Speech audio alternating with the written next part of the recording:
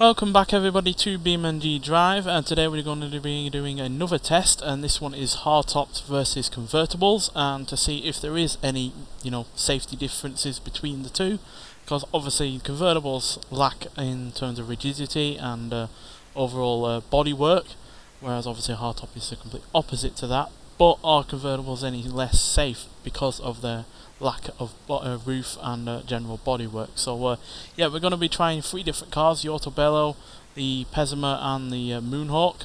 The Moonhawk here is a really rather good mod. I highly recommend getting it. I'll link it in the description if I can remember where I got it from, but either way it's a really good mod that adds the convertible versions and other different versions of the Moonhawk in a slightly more modern style. And yeah, we're going to be starting off with the Autobello. We're going to be doing these at 2 different speeds: 40 miles an hour, which is about the same kind of speed as an NCAP Euro test, and then 60 miles an hour, just to see what things are like at a far more extreme speed. So yeah, we're all going to be setting off at 40 miles. Well, the cars are going to be set. Well, one of the cars is going to be setting off at 40 miles an hour. Find the other one. Yep. Just trying to steer the cars. So yeah, let's see what happens. Not going to be perfectly lined up, but neither would a normal crash, to be honest. So yeah, there we go. Well, that's pretty much even, to be honest. Only reason the hardtop door has popped open is because we did hit that slightly more on one side.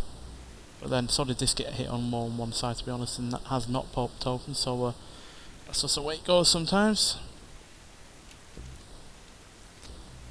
There we go. So yeah, pretty much even on the damage front there.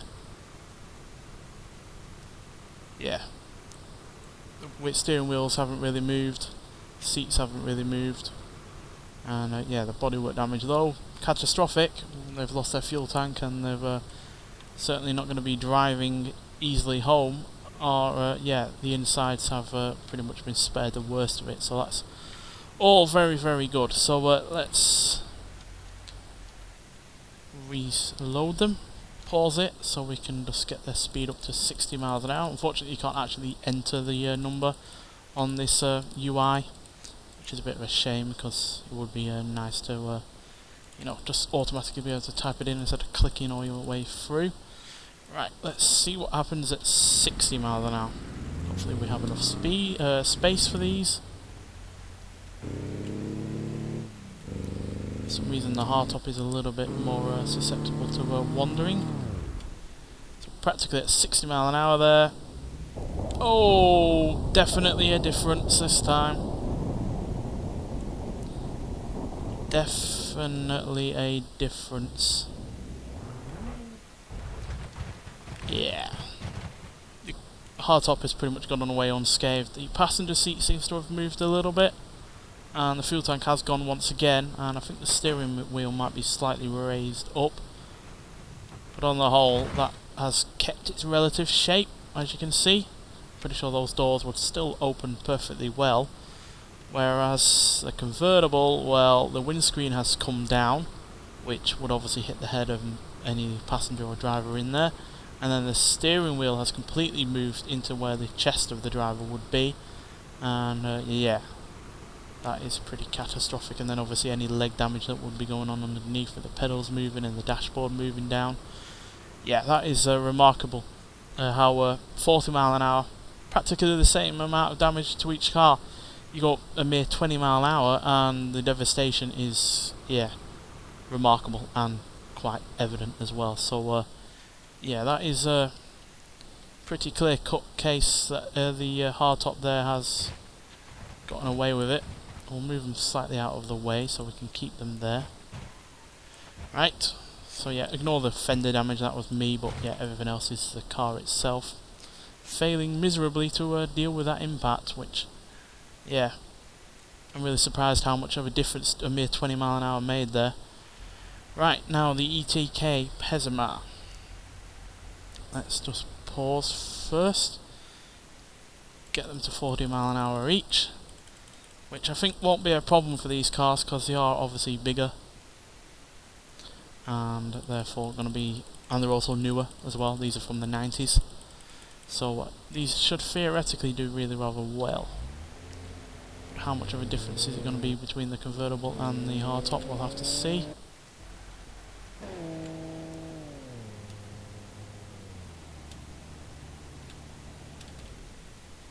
Practically bang on there. Yep, that's fine. Exactly what I'd expect from a car of this age, to be honest.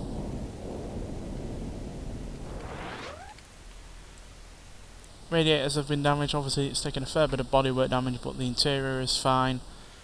Not even the side windows have cracked, which, considering how exposed they are, is a surprise. But yeah, perfect inside and out for both of them, to be honest.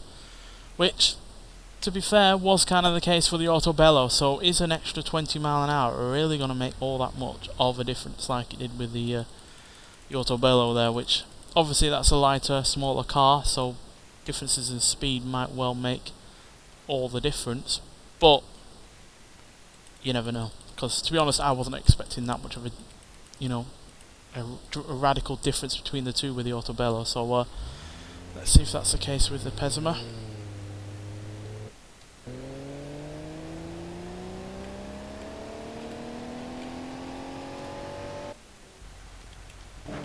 Oh damn, missed.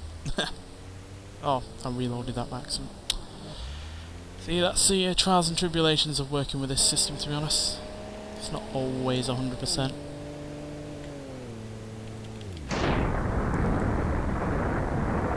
I can't see any difference really between the two, other than the fact that the roof of the hardtop looks like it's about to go. But yeah, practically the same, to be honest. The windows have cracked on one side though, on the convertible though this time, which is purely because of the door moving around. Oh. Right, we're going to do that again because I accidentally put quick reload. Let's get this back in position. Do apologise about that. I'm more fingers and thumbs when it comes to keyboards. It's really not the same as, say, a controller.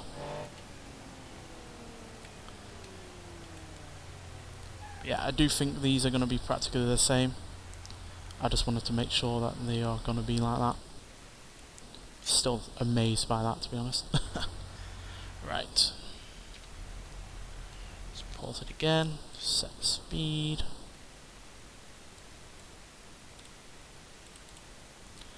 And let's go. And these aren't the fastest versions of the ETK, so that might be why they're also having a little bit of an issue.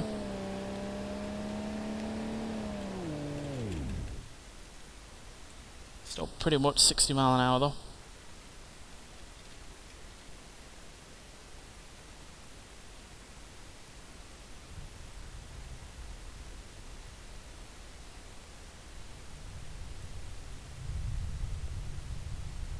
Yeah, the hardtop only really looks more damaging because the roof is there to, you know, show off more damage.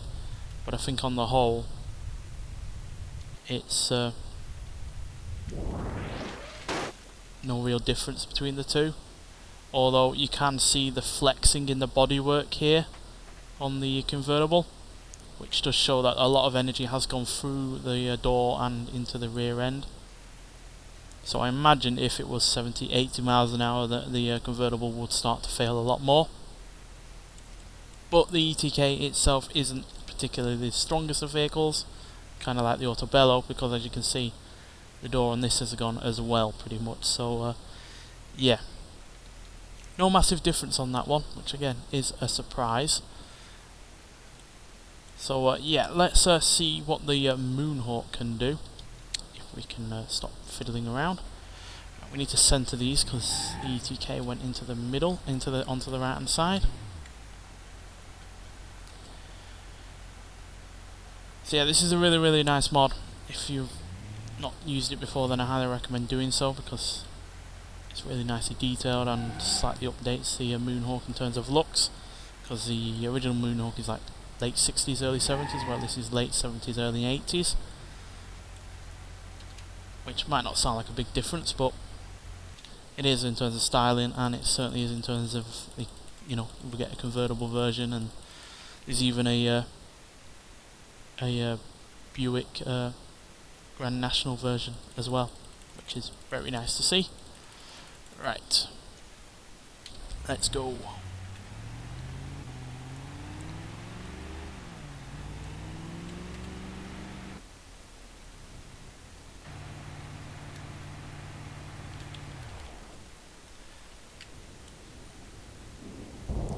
Oh dear. Well, the convertible has not survived that very well.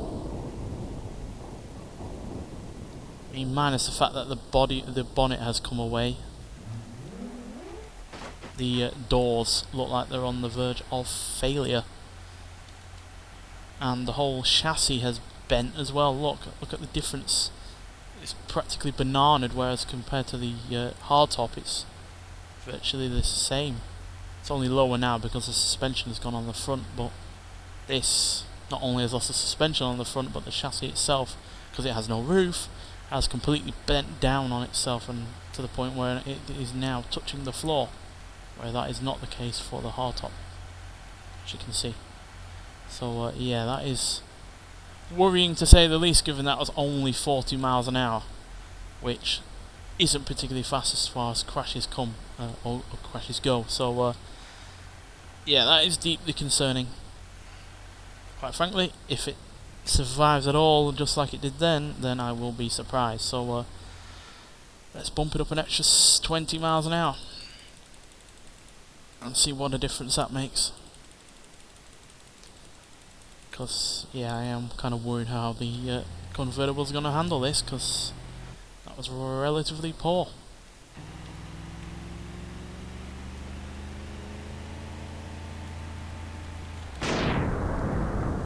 Whoops, that was my fault. Really should have probably cleared the cars, to be honest.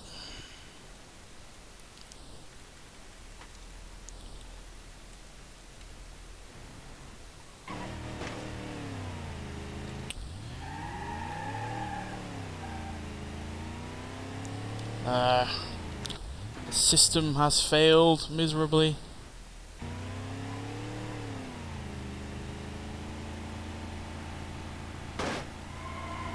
Ow! I don't know why the cars can't just go in a straight line. How bad is the alignment on these things? No. Right, let's get rid of the auto bellow out of the way, because that seems to be the problem child. Let's just move it over here. I want to keep it because it looks spectacularly bad how much damage it's taken.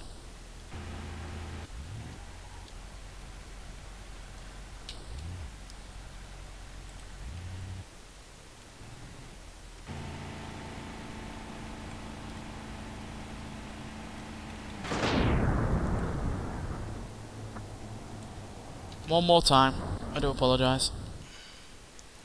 This is a really finicky thing. Probably more so than I'm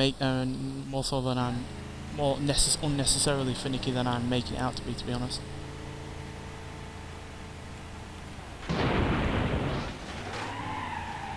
Well, that pretty much gets the point across, but let's try one more time.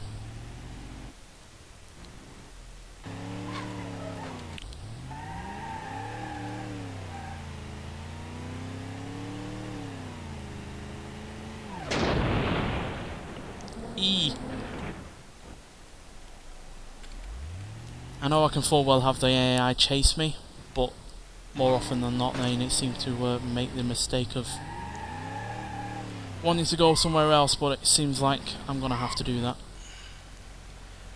Let's just get rid of the cars that we don't need.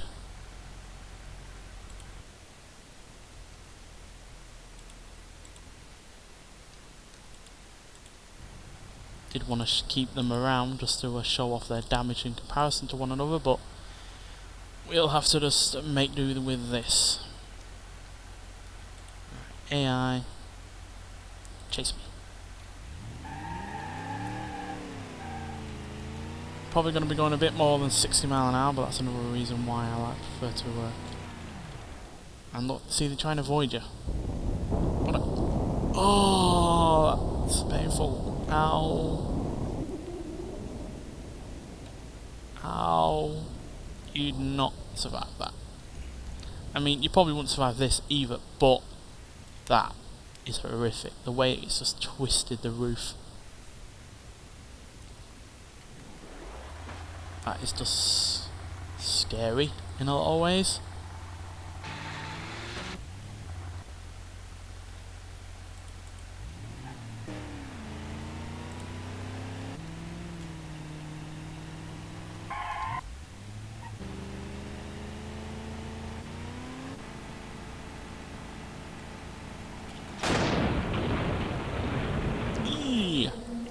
Yeah, the mod isn't the most stable of things, but, well, the tyres generally aren't on these mods, to be honest. It's one thing that they can't get right.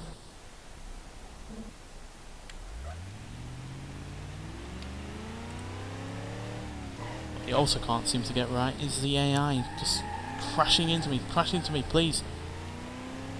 Head on. Yes, sort of. Ow. Well, I think you get the point. The convertible version there is incredibly weak. These muscle car versions generally aren't the most safe of vehicles. The Barstow, for instance, is also really rather weak. But yeah, that convertible is unfathomably weak, to be honest. In fact, see how weak it is if we crash that thing into the rear of this, because the rear might well be the strong point of this, whereas I'm doubtful that the front is ever going to stand up to anything, to be honest.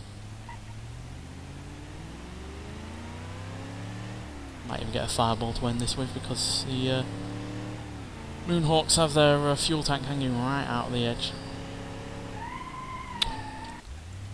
Why is the AI still on? I swear I have to turn that off. I guess not.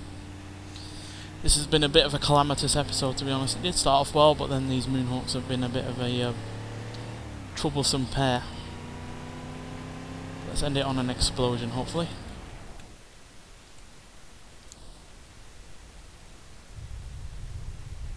Yeah, look, the doors just go down, or outwards even, and then the chassis just bends down into the floor. It's been shortened by about 3 or 4 feet.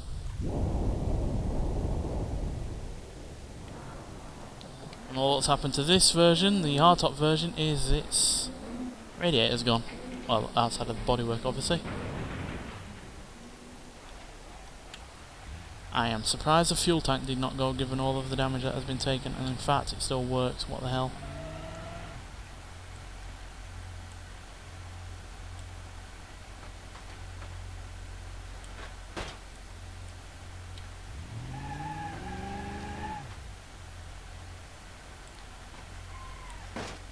Well, structurally might not be all that sound, but engineering wise they are.